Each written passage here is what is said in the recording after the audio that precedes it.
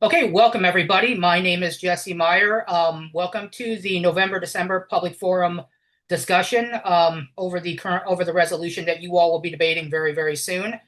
Again, my name is Jesse Meyer, and with me is my partner in crime, Mr. Joe Rankin. Mr. Rankin, if you would like to give yourself a little introduction, please. Yeah. Hello, everyone. Yeah, I'm Joe Rankin. I'm from Bettendorf High School in Bettendorf, Iowa. Been coaching, 20 plus years. I think this is year 21, and just here to assist in any way I can. I will be operating primarily as the chat person and answering any questions there. If you have anything that pops up and you don't want to interrupt Jesse here, just feel free to put it in the chat. I will try to respond as quickly as capable.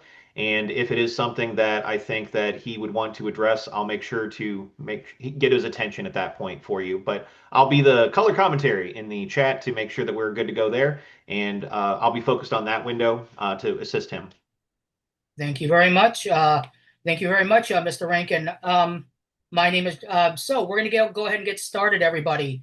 So just the kind of the way this will work for those that haven't been here before, and we did run a few of these presentations during the COVID pandemic. They kind of fell off after that since we were all, we were just dying to get back to in person so that we could, be amongst our friends. But I'm bringing it back. We're moving forward under the name Dog of War, which is my new debate research and resource company. So welcome. The way it will go tonight is we're going to spend about an hour, maybe a little longer, discussing the topic. We have a PowerPoint that is going to give you the introduction to it. Just because of our time and the amount of slides that we have, I believe there's 19 slides right now. We're going to be moving kind of fast through some of these. The important information I will relay, but I'm not going to do the teacher thing where I read every word out loud. I'm not going to, read off all of my text because I'm going to send this PowerPoint out to you tomorrow. Along with that will come the promised research brief, which will have cards. There are actually a lot of cards in this brief. This topic has been done before in some way, shape, or form. So we've got a nice mix of brand new research as well as oldies but goodies, along with the topic paper and some sample cases for you to use in practice rounds. So that will all be coming out tomorrow, and that will be sent out. So really, tonight you can sit back and really enjoy the presentation. Please, again, ask any questions in chat to Mr. Rankin. He will be more than happy to assist. And at the end, we'll have a chance to do some meet and greets and some talking, if you like, some Q&A, if you want to kind of get to know each other and, kind of get exposed to the material or anything. So with that being said, we're going to go ahead and delve into the topic that we'll be dealing with. So the resolution for November-December is, as stated, resolved, the United States federal government should require technology companies to provide lawful access to encrypted communications. So at its core, this resolution, is really simple. It's should our government have a backdoor into our private electronic communications. Okay, so we can boil it down to a very simple phrase. And that's something that whenever you're looking at a brand new topic that I really do encourage people to do is to break things down and to restate the topic, because then you can kind of see, once you peel off all of the extra wording and the nuance, you can really see what you're going to be working with. So this topic is basically going to be the debate between privacy and security at the end, and kind of what it boils down to. But there's a lot of really cool avenues that you could expand when doing this. As you'll learn if you come to a lot of these presentations, I was trained in policy style back in high school and college. I did a lot of PF actually in my last couple years of high school, but I was primarily policy in high school and policy in college. And I have embraced some of the more off the beaten path arguments. And I really do enjoy playing with the wording and how things could play with definitions. So you're going to kind of see that as we go through this presentation. How will I play with these presentations, and how will things kind of keep moving forward? So a couple things, and these are just very general definitions. Kind of this is what would happen if you went to ChatGPT or Google and typed in the words. So technology companies are any entity that or business that creates digital communication services. So messaging apps, emails, social media platforms. We've even kind of expanded this now to be things like, things that kind of borderline between social media and messaging, like Slack and Discord. We've got other apps more like WhatsApp and Signal and iMessage. And Band, I think, is another one that you could consider like a communications app. Enterprise tools. So you've got communications between large businesses. So like this would be something like you could consider like MailChimp involved in this. That some of these probably don't make a lot of sense to you because they're not used by a lot of people. MailChimp is something used by businesses or nonprofits to send mass emails. So technology companies, very broad term to providing companies that provide digital communication. Lawful access. This is kind of also very straightforward. It's the ability of the government to access or to obtain information going through legal means. So it's more than just, like the CIA busting into your phone, or it's more than the NSA wiretapping you. No, this is more like, okay, we're going to go to court. We're going to provide the basic reasonable suspicion. We're going to get a warrant. We're going to get a court order. We're going to get the subpoena. We're going to go and get your phone, and then we're going to go and ask for you to unlock it. So it's more than just that. So it is that. It's not necessarily saying like the CIA is going to go and, do their CIA stuff and break into your phone, or we're going to get the FBI to come and forcefully break into your computer. Encrypted communications. This is any sort of data, and there's kind of a weird area because sometimes some of our messages on social media or through digital communications are not encrypted. So a lot of them are using like a ciphertext, using a key at one end and a key at another, so that the person sending and the person speaking can clarify what's being sent. While if you intercept the stream, it's not really very easily readable. So encrypted communications, you could even have a platform where some of it's encrypted and some isn't, depending on what you're sending back and forth. So really, it's kind of this gray area, over what is included with what. The types of communication, when I said like you have a key and I have a key, I send a message through the key, it's scrambled, it arrives at Mr. Rankin's phone, it's unscrambled. That's called end-to-end encryption. Another way to look at it for my friends in the room that really dig history, think of it like the Enigma cipher during World War II. And finally, the concept of providing, well, this is to furnish, to give access to. Pretty simple, pretty straightforward. However, again, the policy debater in me says, how can I mess with these words and use it to my advantage? So, couple things. The first is the concept of technology companies is really broad. Nowadays, you've got like 13-year-olds at home making their own apps. So technically, are they a technology company? Do you need to have a business license or an LLC to be a technology company? If I load an app onto my computer, does that count as a technology company? Onto the Apple Store, does that count as a technology company? What is the limit? How far is the government going to pursue this? And if I'm that 13, 14-year-old that's building a fun app in their spare time, I put it on the Apple Store or Google Play Store.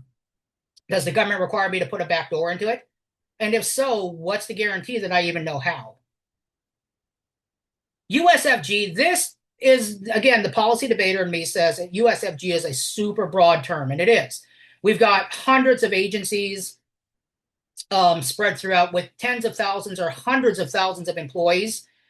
So, beyond the fact of like, okay, well, who in the government's getting access to this material? You could argue that, well, it's anyone who requests it, but do they have to have, what standard do they need? But after the Elon Musk and the Department of Government Efficiency, the DOGE movement, we also have to ask ourselves, does this include independent contractors? Okay, people that are not employed by the government, but yet enjoy the same benefits as being a member of the government? Or how about, the government's paramilitary groups that they hire? or independent security contractors or independent vendors when it comes to things like your national security or education. The government employs a lot of people that are not officially government employees, but still are still considered under the USFG. Do they get access? Okay, you can make, and this could be an argument on both pro and con. Do we allow someone like Elon Musk or someone like or a group like Blackwater to have access into personal cell phone data? The resolution implies also that the government is the one that will be getting the access, but will this always be true? There is always part of me that says, like, well, could they eventually use this? Who would they be giving this access to? What if another country requests access into our information, into someone's phone? I go back to, and I can't remember right now, but it was the Saudi Arabian journalist, the American citizen who was killed in Saudi Arabia. I think it was the Khashoggi assassination. What if the government what if a foreign government asks for personal information on somebody that's living in the US? Or then we also have the idea of, like, who says that it stays with the US federal government? What if it eventually branches out down to local municipalities? Heck, what if the government decides to start selling this to parents? Because they probably easily could. Finally, the concept of encrypted. Modern technology is constantly in a fluid state. So right now like encrypted communication. Sorry, the text is a little blurred on this version. Encrypted communications, namely communications, again, is a very fluid term. Right now, it's like iMessage, social media, Discord, Slack, WhatsApp. But what if it changes? And I think that's kind of the overarching theme of this is, remember that the government controls the laws. They get to decide when terms change. Okay, there's one thing throughout history where we've seen the government has changed wording to fit their narrative. Look back to treaties with the Native Americans. The government changed the meanings of words all the time in order to, be able to grab a couple extra 100 acres of land. So it's not out of the government's ability, and especially if there was a quote need, who's to say the government wouldn't? So look, we're going to talk a little bit about, actually, before we go on, are there any questions just that I can answer right now, or Mr. Rankin can answer? Or are we good? Just anyone? Yeah, I have a question. Yeah. So I was wondering like how exactly these definitions would like play a role in like the actual round. So would you like explicitly say our definition is this, this, and this? Or like how do you Well, do that? yes. So at the beginning of case, you generally, like, you want to read a definition, and usually it's what people would call, like, in the super fancy term would be a spike out or a trick. Definitions can either be used to change the course of the debate so that your opponents no longer have ground or you have more ground. So if you were to say that so if you found a definition that said that, let's say, technology companies are only also include the small providers or the independent businesses or the 14-year-old that made the next Flappy Birds in their basement. If you found a definition that said that, you could on the neg say, no, this is a bad resolution. Here's our definition of tech company. It abuses small business and puts extreme pressure on creativity and development, and it crushes the 14-year-old's dreams. The burden now shifts to your opponents to say, no, technology companies actually means this. And if they can't do that, well, then you win the definition. You win that point uncontested. Likewise, you can also use definitions to generate ground. So encrypted communications, you could argue that, no, giving the government encrypted access is bad because this might be the definition of encrypted access now. But look at all these examples where it's changed. The government is shady as heck. They'll change the definition, meaning that all the arguments that you have about it being safe and secure go out the window. Government abuse, Fourth Amendment, our rights, we win the round. So either use the definition to expand your case or to contract the definition so that your opponent's cases are no longer topical, or use it to set up for arguments. Thank you. Excellent. Let's move on. So some very basic history, and this is fascinating. I love talking about history, and my friend Mr. Rankin loves talking about tech. So this is a really cool topic. So in the 1970s, the internet was really becoming more of a thing, quote unquote. This is where the internet was actually starting to be seen, not just in large universities or in the military or government. It was going down to schools and it was going down to businesses. Now, it wasn't the internet we saw today. It was more of the internet that we had where you could just send like data files and, small data files. We're not talking about, a 30-minute video of cats playing or something. But at this time, people realized that some of these messages were very, needed to be secure. We had governments sending data back and forth. We had research institutions sending, research material, patented information. You had people sending, businesses sending confidential material about, their next strategic business move. So the data encryption standard was adopted as kind of the national standard in order to protect it. And tech companies like Microsoft and Apple and other, actually at this time it was Commodore was also in the fight for computing. There's a blast from the past. Commodore, they adopted the standard of very basic encryption so that if your materials were hijacked, it could not, it was harder to get into. The government did not really like this. At the time, super easy to get into your personal information, okay? The government, wiretapping was super easy. Like, you all don't realize how easy, how beautiful it is to have a digital cell phone. But I remember back in the day, all I had to do was, if you had multiple phone lines in your house, just pick up the phone and listen to whoever was talking. You could also, I could turn on my computer's modem and listen to conversations. Go back even farther to when, Mr. Rankin and I, our grandparents, they had party lines. So people on a block would have one phone line, and when it would ring, you would answer, and they would say, "I'm looking for Rankin's house," and and everyone who wasn't Joe Rankin would hang up. Okay, really easy to break into stuff. You could steam a letter open back in the day with an iron and some water. You could open a letter and then reseal it. The government didn't like the idea that all of a sudden they couldn't do that kind of stuff. So the NSA really started the idea of weakening it. So they really became some of the first hackers trying to, in order to break encryption. And, I will thank the NSA when it's due because of their efforts is the reason why we have such good encryption today is the private sector constantly kept having to fight the battle of, okay, well, the government broke our new encryption. Let's move up a notch. The 1990s, we forget the first crypto wars, and I'm not talking Bitcoin versus Ethereum here. What I'm talking about is like cryptographic wars. The NSA tried to classify encryption as a munition, that it was essentially the same as like an artillery shell or a grenade. And because of that, they wanted to limit its export or its transportation or sale, so that they wanted to limit it so that, well, you might have developed this encrypted message, but really no one else can. And they wanted to regulate it like you could a grenade or a rocket launcher or, an artillery shell by either banning it or saying you have to register it with the government. The free market and tech companies kind of fought back against this, and they were able to argue that encryption is essential for free speech, because free speech also means protected, not insofar as like you have the right to say it, but insofar as you have the right to not be spied on. And, and through this, the community, people interested in constitutionality and free speech pushed back. It did not happen. And during the 90s, you saw more of a need for encryption because everything started moving online. The first banking, the first sales, the first, financial institutions, stock trading, everything became more digital in the 2000s. This was the tech boom. Then we hit the year 2000, specifically 2001, and the whole world changed.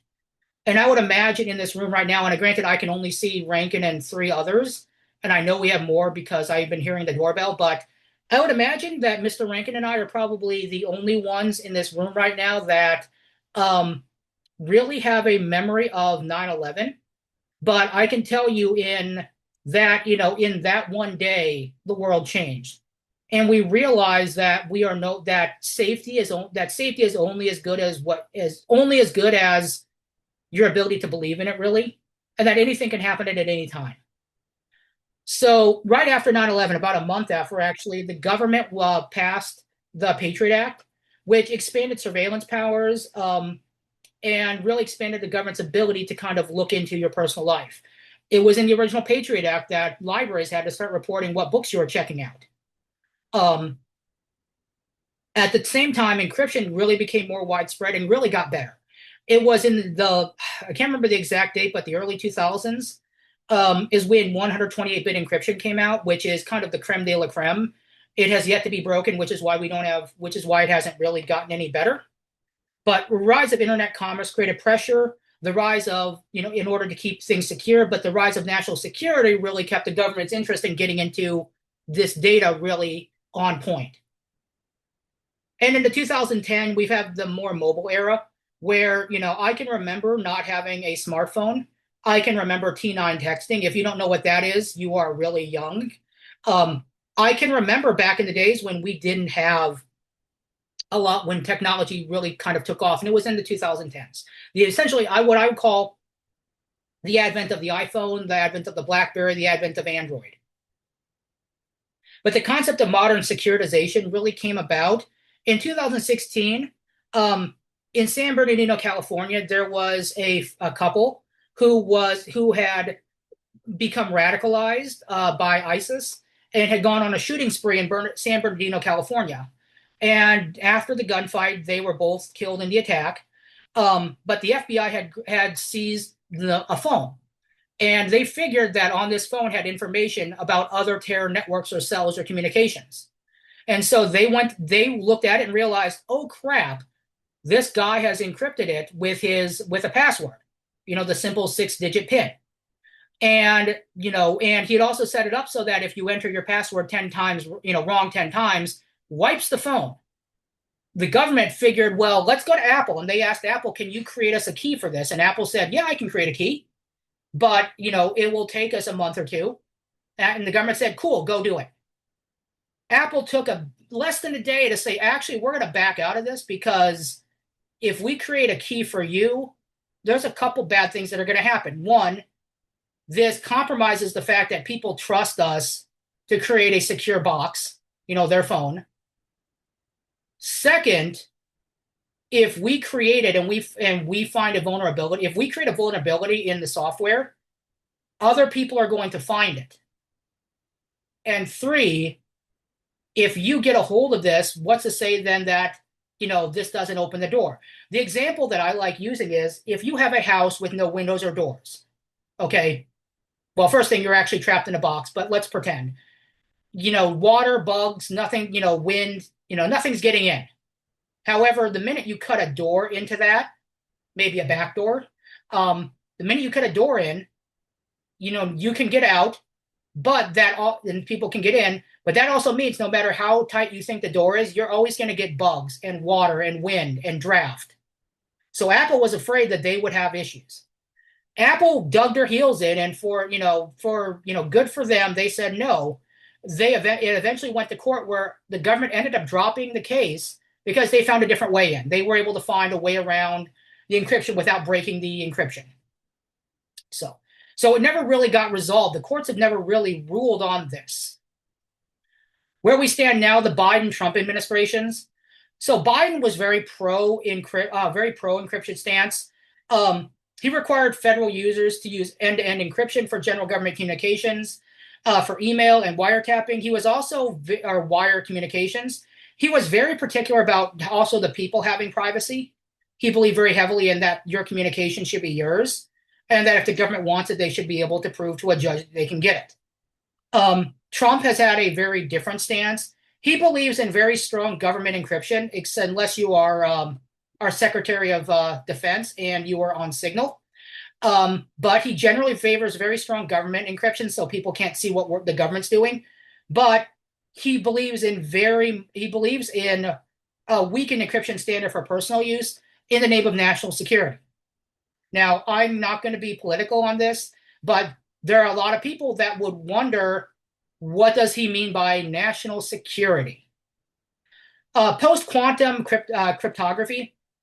The administration right now is preparing for the next quantum computing revolution, which is, again, not super familiar with quantum computing, but it's essentially computing. I'm assuming it's computing that moves at like Lightspeed, it's the Enterprise compared to my Ford Focus.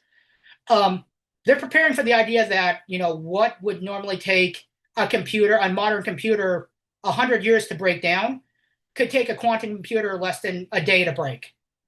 So they are getting ready for the next revolution. And again, we're going down to the data protection and access.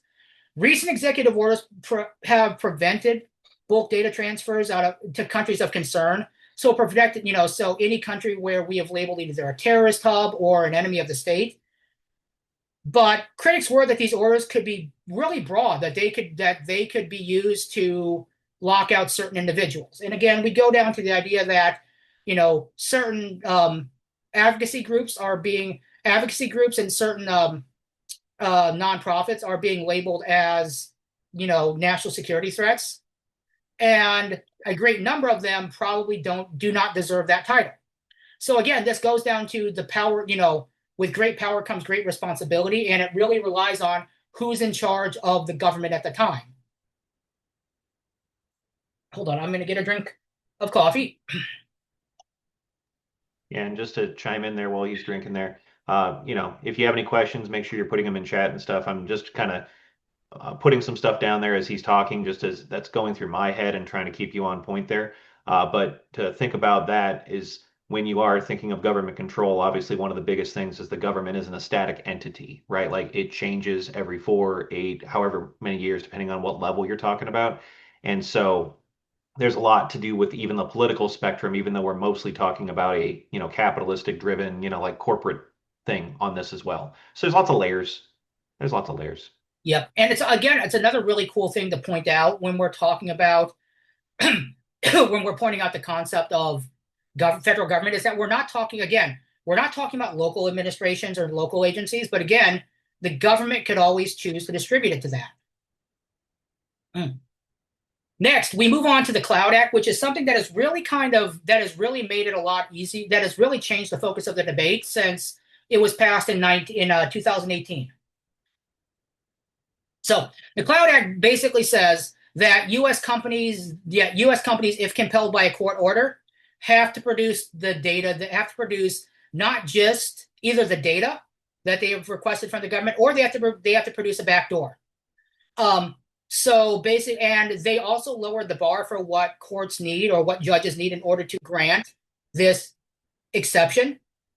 Okay, so they basically made it easier for the government to get into your techno life. They also did one really big thing, and that was requiring foreign countries to comply with U.S. warrants. So if I happen to be the leader of Myerstan, and Ishita here is the leader of the United States, and Ishita gives me a warrant for someone's data because it's stored in my server in my country, the U.S. law says that I have to comply. Now, some of you are thinking, how the heck does that work?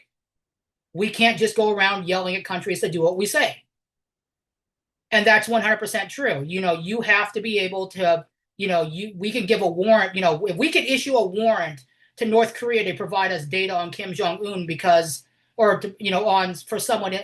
their data is on their server, or better example, as long as WeChat still has their server, not WhatsApp, TikTok, there we go. As long as TikTok still has most of their servers in China, if the U.S. says we need this person's data, here's a warrant, China could easily say like, oh, that's funny, as they crumple the warrant up into a small ball and shoot a paper basket. Okay. We have to have negotiations. So it expands U.S. authority. It expand bilateral agreements for rights respecting. So with this, they said, listen, we're not going to request, we're going to do this only in extreme cases. But as times have changed, as administrations change, as politics change, rights respecting and clear and present danger change meaning. So Cloud Act was engaged in 2018. In 22, the UK reached an agreement saying, yeah, if you give us a warrant, as long as you respect the tenets of the agreement that you're not going to abuse it, we'll give you our data. Australia has said that, yeah, in 2024, we'll let you in. The EU and Canada are still in ongoing negotiations as of today, and a couple other smaller countries have said that sure. The thing is, though, is that a lot of countries don't really have servers in them. The big ones that have said no, screw off the United States, Russia, China, big ones have said no. I can say that the EU is resisting because they have really stringent privacy data protections, which we'll look at in just a bit. Speaking of, how this affects the views of tech companies and our allies. So there is a privacy impact. So there is conflict of interest with foreign countries and their laws. So in the European Union, it's the GDPR. Some of you that are researching PF right now may have come across this because of the EU and the UK having to rejoin and recongeal. But so then the question becomes is, well, if the US has the ability to get into this data, how does this respect the data of our citizens? What if the US requests data on someone from France while they're in France? What if or when you're in the EU, your rights are protected under their laws, is that really fair? It undermines sovereignty principles, so it basically is giving another country the ability to say, we have fiat over this. Think of it like this. It's like those that debated the UN Security Council resolution last year. What was it? The International Criminal Court. It's the whole argument of like, would we want the ICC coming into the US to arrest our own citizens? Probably not. Same basic thing. Do we want US giving orders to another country? And the risk of a global race to the bottom for privacy protection. So if this becomes acceptable, what's to say that other countries don't backslide as well and start saying, well, yeah, maybe we don't need all these protections. You've got support with conditions. So like AWS, Google, Microsoft have all welcome clarity, like the clarity and efficiency that it has passed, but they say that they want, they're still having challenges implementing it. They want to comply. And this is really, compliance honestly is, trying to figure out how all tech works. I mean, we just had the largest Amazon outage in world history. And that's without having backdoors. That was literally because like a data set was off. So we are flying kind of blind on this one. They want to be advocates for safeguards because they realize that the trust that they have built with their consumers really should be first and foremost. Allied government views, the UK and Australia, again, they have embraced it, but as long as the US follows the guidelines they have set forth. The European Union, very cautious because of their privacy laws. We'll cover very, very briefly. So again, tongue twister, GDPR as the standard of the European Union. They have very stringent privacy laws about what can and can't be shared. If you remember debating, which I don't think anyone does, if you remember debating the NSA intelligence topic a couple years ago, you'll find that the European Union really restricts what data can be shared. Like in Europe, you do not have a lot of these spam calls that we get every day here in the US because your personal data is not sold. They're really hesitant to kind of keep this to really, again, adopt. China has a state-controlled model. So their data is protected unless the government wants to. It's places like China and North Korea it's always kind of assumed that, in Russia, that your data is always being watched to some extent. I can tell you that I used to teach online to some students in China, and the software that we were using, it definitely corrected and definitely modified some of the phrases that I was using in class when I was typing in chat in order to fit, certain narratives that were being said. India has a consent-centric approach. So they have laws that do protect personal data, and unless it is a national security emergency, they really do default to the individual. Do you want to give it up? Now, they have means for court orders, but really, for the most part, India is very, well, does the person want to give it up? So it's kind of like a voluntary thing. So think Tom Brady not wanting to give up his cell phone during Inflategate. We have Russia is more data localization. Most of Russia, especially since the start of the Ukrainian war, has really been moving more of its data centers back to its homeland. And so a lot of those are, again, state controlled.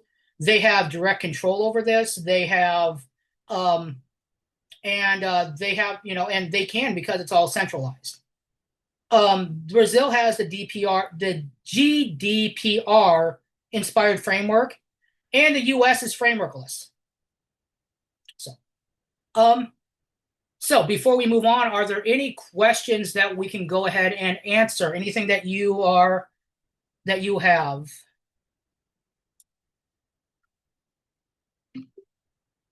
Okay. So encrypted message. So why is this topic mattering right now? For all the political reasons that I stated earlier, we also have the concept of encrypted messaging dominating. So 2 billion people around the world use WhatsApp, Signal, Messenger. Even more use things when you expand it to include social media, Discord, Facebook, X, not Twitter, I guess. And that number goes up to just over half if you include everyone who has a cell phone. And so you now all of a sudden you have more and more people that could be affected. And one thing I want to go back to on encrypted communication, one other thing that you could think about, and this could easily be used as a really cool argument, is if you read a definition of encrypted communication and said it also includes the device that it's stored on or used to send it, like your phone, all of a sudden the government's not just hacking into your iMessage, they're hacking into your phone. So you could use that to explode some ground. Rising security threats. We live in a world that is increasingly moving online. Okay, the terrorism of 9/11 still is a very definite risk, but most security experts agree that our next risk of major terror if there's going to be a chemical spill or a power outage, it's going to be because somebody hacked the grid and is shutting down our computers. Not necessarily because somebody is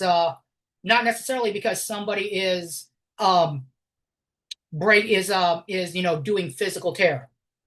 So we also have a huge issue when it comes to things like online crime. So we've got things like child exploitation, organized crime moving online, the whole things with the dark web and everything you can buy illicitly there. Crime and terrorism are changing faces to the online world. Okay. I still firmly believe, even though we're getting kind of close to it, I still believe that the next great war is going to be fought not with guns and bombs, but is going to be fought on the digital battlefield. And the country that wins is the country that shuts down the other country's power grid. Finally, we have international pressure. The United States is one actor out of like 210 actors in the world. And the US the places like the UK, Australia, and the EU have already passed wide sweeping privacy laws. The US is the only one that hasn't. We have alliances like Five Eyes, which works to jointly in terms of spying, which ties back to national security. And we have the clash with tech companies. They don't want to appear to be falling into the hands of the government because at the end of the day, people want their privacy.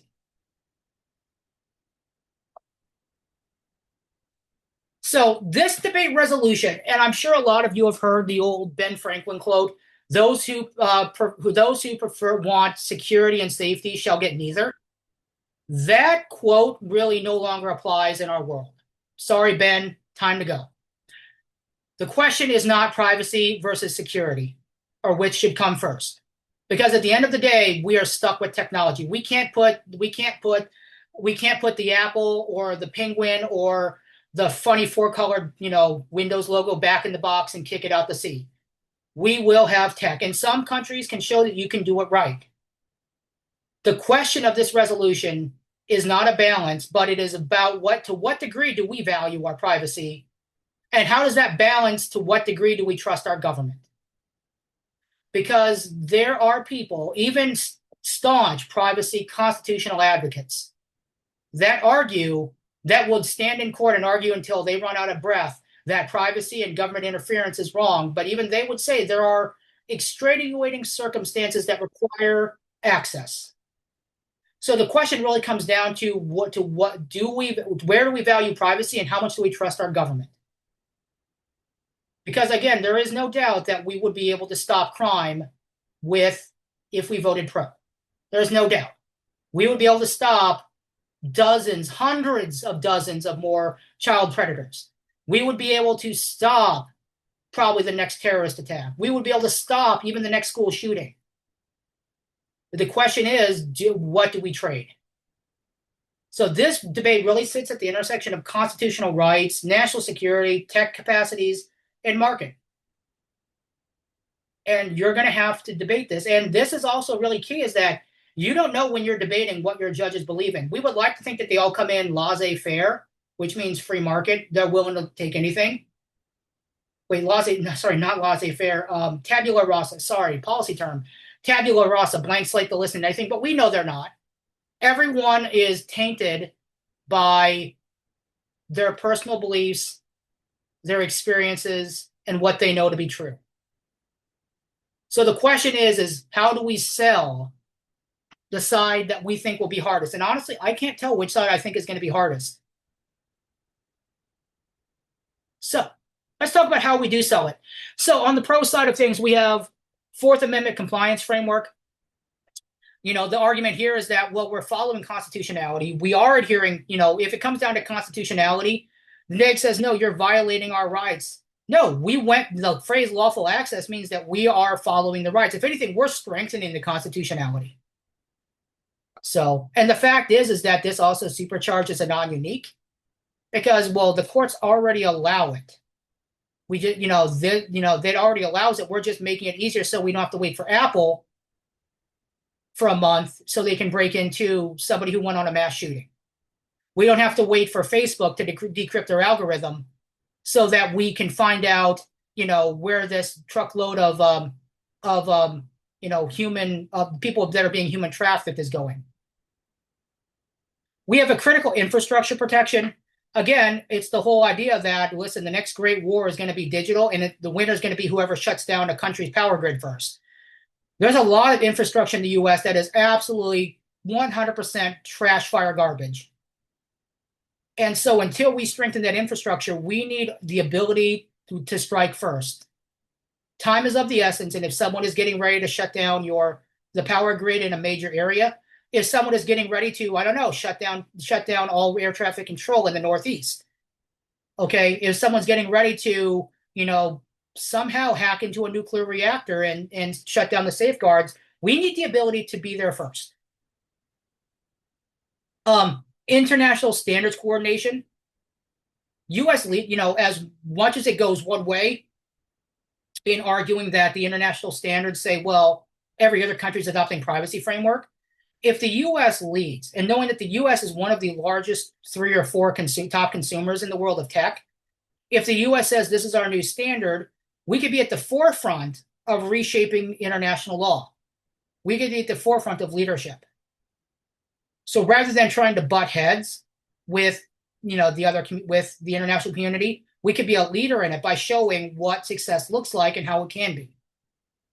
The one that I think, and for those that there are actually some of my former students in the audience, my students know that it is that talking about the plight of human trafficking and child protection is something that I believe that is not just an argument that wins in debate, it's an argument that needs more attention. And child protection, human trafficking is huge on this topic. Absolutely huge.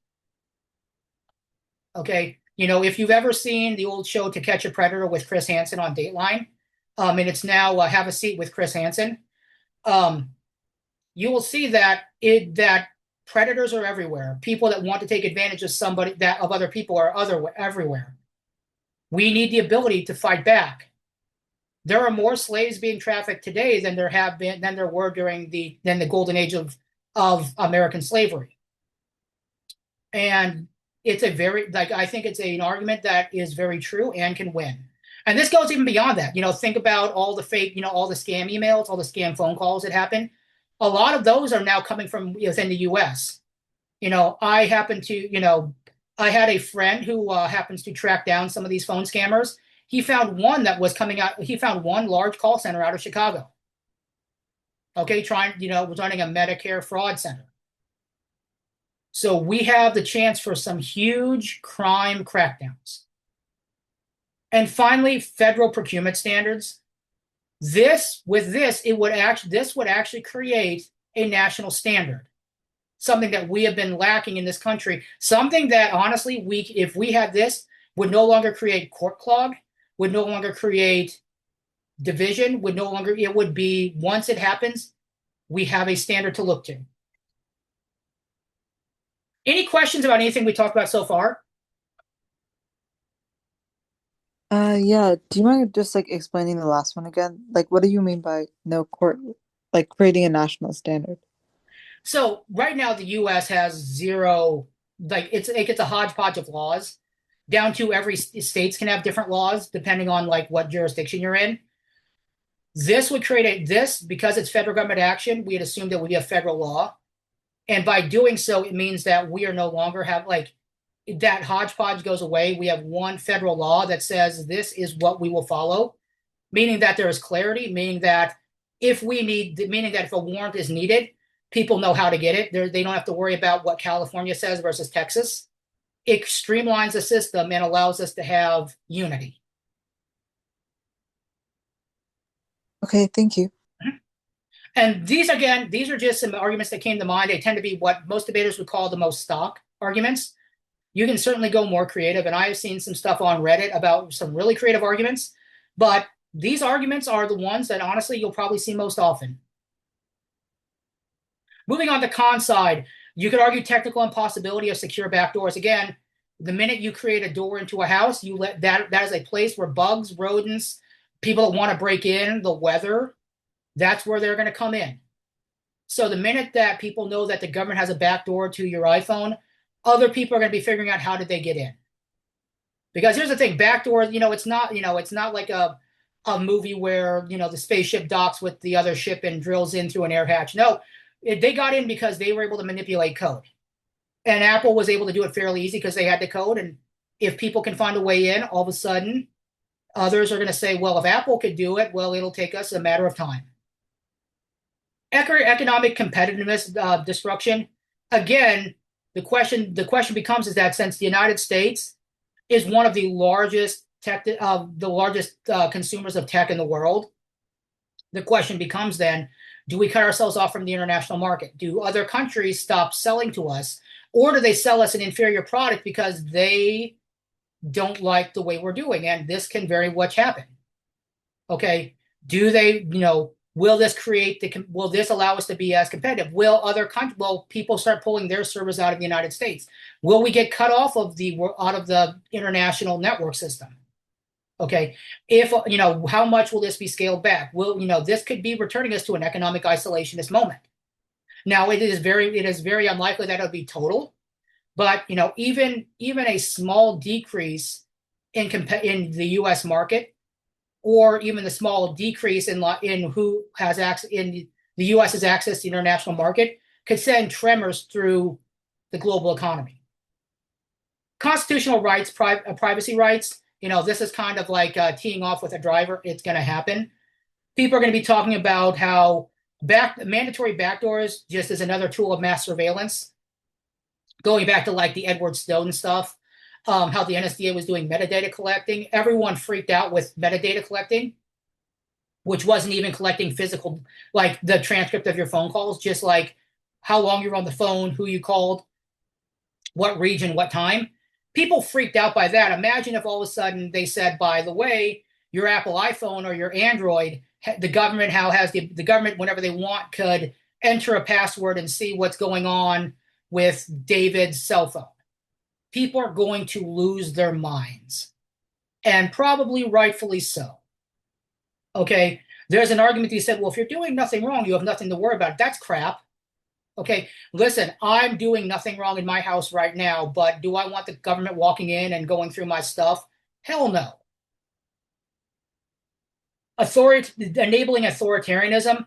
Okay, again, this goes down to how much do you really trust our government? And I don't care whether Trump government, Biden government, Obama government, I don't know, King and Kodos government. I do not care who the leader of your government is. Do you really trust them that much to be able to use this power responsibly? Think Uncle Ben from Spider-Man. With great power comes great responsibility. And do we trust mere mortal men and women with that power? Because I don't. Finally, critical infrastructure vulnerability. Again, we have so much of our lives is run off of personal data, cell phones.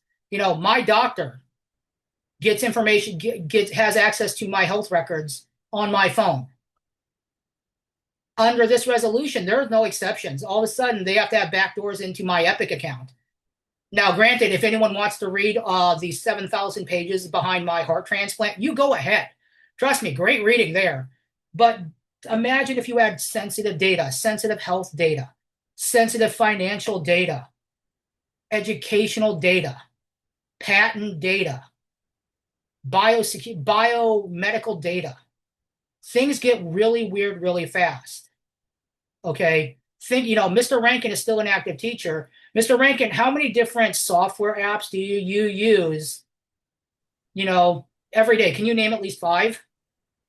Oh yeah, and I had mentioned in chat earlier just about the Amazon Web Service falling out just yesterday and how that has some implications even to this kind of topic, and how hard it is sometimes because there's going to be no company is really going to go out there and say, yes, I was hacked and it was because I didn't update the software on my Windows that has been out for 15 years kind of thing. There's all kinds of infrastructure things on that front. But yeah, I use Canvas, I use Infinite Campus, I use, Outlook or Hotmail or, different web clients. There's all kinds of different layers. And yeah, I've been saying that in the chat about how, like, even if you wanted into my cell phone, you could be going after, Apple, the company, because they have made the phone. You could be going after US Cellular, my cell phone provider. You could be going after WhatsApp if I'm using WhatsApp to message people. And then there's all those same things on the other end. There are a great deal of layers to this topic that if every single one of those people had to have a back door, or if I played Roblox for all I care, right, or Minecraft, there's been plenty of instances where, it doesn't matter the platform. In fact, if I'm a bad actor, I'm going to use the one I don't think you're going to be looking for, right? There's going to be a whole lot of things that this secure backdoor, the technical impossibility layer is kind of big on this one. But remember, too, that they do have the concept in debate known as like fiat, which just means that you have to assume the affirmative can do something with this topic. You can't just go, it's impossible, so vote neg. Like, that's not really sufficient in most areas of debate. So don't lean all the way into that front, but do realize that it is going to be a little bit hard for the YAF to, like they're going to be very easy to advocate. Like, who doesn't want to stop child pornography or child abuse, right? Like, no one is going to be for those things. But trying to make sure it's it's something that can be implemented in a way that makes sense is hard. Yep, very true. Thank you very much, Mr. Rankin. And so, cool. So we're working down. So framework strategies, and again, some of you, depending on what part of the country you come from, framework may or may not be a big issue. You can kind of assume that, without going too much into detail, assume that framework is essentially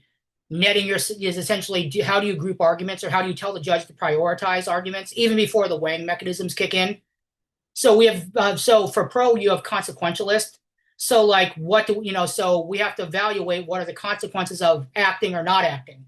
So in this you could say, well, acting, yeah, we might have some privacy violations, but if we don't, we'll have terrorists and violent crime and other bad things. And we want and this is where you would really want to emphasize the life saving aspect.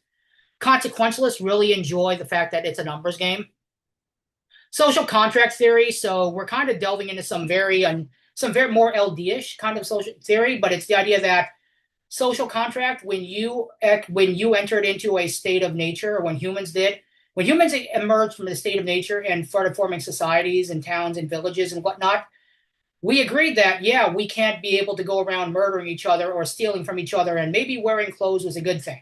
So let's have some laws, and let's have some guidelines. So people, when they came into society, had to say, yeah, we'll give up our right to go and, burn down someone's house because they wronged us. But we get protections of a legal system and, a government who will provide for us if we can't feed ourselves and all that good stuff. And this is just part of it. We have to give up some of our privacy for the ability to have security. Democratic accountability. This kind of bleeds in with social contract theory, and it's a very unique approach. If you can make it work on the pro, you'll probably kind of you'll knock the con for a loop, because they're the ones that are most likely arguing about democratic accountability. That the idea is that the tech companies do not make decisions for the people, that it is the government that has been entrusted through our constitutional republic to make decisions. And tech companies especially, and you could go into the whole where are these companies located and who owns them. Some of them are owned with majority shareholders, or large minority shareholders that are from countries or are owned by countries that may not have our best interests in mind. So who do we really are accountable to? On the con, you have a rights-based framework. So so we value our rights first and foremost. So privacy being a fundamental human right. In fact, in the European Union, privacy is considered a human right. So you have a rights-based framework as to why does privacy matter. And in the file I'm going to send out, there are a lot of cards that talk about how privacy is one of the core linchpins of our democracy. You have a risk assessment framework. This is basically kind of asking, it's like, yeah, you argue, nuclear power plants going boom, or you argue, terrorism, or massive bank fraud. Really, what's the probability on that? So it asks you to weigh risk. Now, some are huge on this, like this can't take out everything, because again, you have human, you want to weigh risk. Next, you have framework strategies for, let's see, why am I going backwards? Then you have the technological determinism. So you have basically the idea that technology moves faster and faster and faster.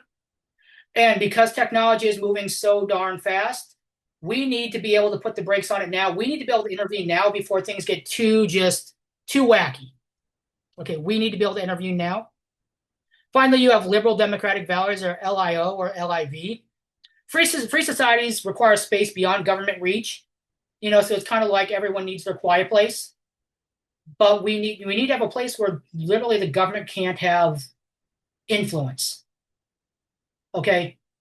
This is not 1984, even though it appears that, and this is under any administration for the last 30 years, as tech has become big, we've been slowly moving towards a more 1984-ish mindset. Doesn't matter who the president is. So the question is that we need to carve out our little niche. And there are impacts to LDV. Some pro research areas. This is something you can look at more on your own. FBI's going door reports and case studies. You've got child exploitation stats, 9/11 approaches, looking at what Australia is doing, what the European Union is doing, what the Biden administration did and how it differs from Trump. Biden and Trump actually agree on a lot when it comes to encryption. Con side research, you've got cybersecurity expert testimony, tech companies, case studies, human rights exports, Fourth Amendment case law, post-quantum crypto stuff. So words are hard this time of night. You've got a lot of things to research. This is just some things you could type in, because I know a lot of you will just start by typing the resolution, and trust me, you're not going to like the stuff you find. Try, looking up the combination of the words and these. They'll help you. Finally, some key rebuttal blocks you'll need. Again, you'll need rebuttal blocks against going dark. Key argument there is that the law enforcement has been solving crimes for millennia without being able to have backdoor access in the tech. Now, granted, like I said at the beginning, like the government had lots of ways of getting into it before. Again, those were all warranted. But you could also argue that, for the last 30, 40 years, we've had tech that has been very hard to get into, still solving crime. Now, yes, I'm going to say there are answers to all of these. The answer to that one would be, well, we could solve more crime if you'd let us in, but just some basics. Nothing to hide. Again, just because I'm not doing anything illegal in my house right now does not mean that I want the government coming in and saying, are you sure? Can we check? No one really wants that. That's like, think about with your parents, if they said, like, are you doing something wrong? what are you doing in your room? And it's like, well, I'm just on my computer. Well, fine. If you're on your computer, just let us come in and search your room. Like most of us would be very annoyed by that. Against tech companies refusing, companies have been fairly cooperative. It tends to be if we force them to, is when, again, it's like the teenage mentality. If you're forced or told to do something, you tend to dig the heels in. Tech companies, again, this goes back to the standardization. If this were the law, tech companies would be more inclined to do it because they would just be following the law. And finally, against the absolute rights argument, no right is absolute. Freedom of speech has limits. For instance, I can't make death threats. I can't go into a movie theater and shout fire. Those are things that we can't do. I can own a gun, but I can't own a bazooka. I have the right to, privacy unless there is a compelling reason, a extenuating circumstance. Couple things to avoid. One, know your judge. For those of you that look at paradigms on Tabroom, really kind of know this. One thing I tell people when they're doing judge prep is look at your judge and also look for them online. Look for a LinkedIn. Okay. Next, beyond that, look at your judge and see, do they have a kid entered from their school? So for instance, if Mr. Rankin was debating or judging and they looked and found out that he had a child, there's a good chance that he's a parent judge. And how do we adapt to those judges? Look at LinkedIn. If Mr. Rankin is also, a computer programmer, that changes your course of your arguments. Prep for the middle ground. Most people, and this goes with avoiding extremes, people will go to the extremes. They're going to argue, this is the absolute worst case if the government's in. Well, look at all the crap that we could have solved if we had backdoor access. Extremes are just that. They're the extremities. They're the far outs. Prep for the middle ground. Reasonability is something that is missing in our world nowadays. If you can find a middle ground that says, listen, even reasoning on the pro, like, listen, we understand your concerns about privacy, but here's how we weigh those. Finding a middle ground. And this topic is the Brexit or the reunification topic is kind of a deep topic, but in all actuality, this goes deeper. It gets a little bit more techie. And you're dealing with something that is going to require you all to become mini constitutional scholars. With that being said, that is the conclusion of our presentation for the evening.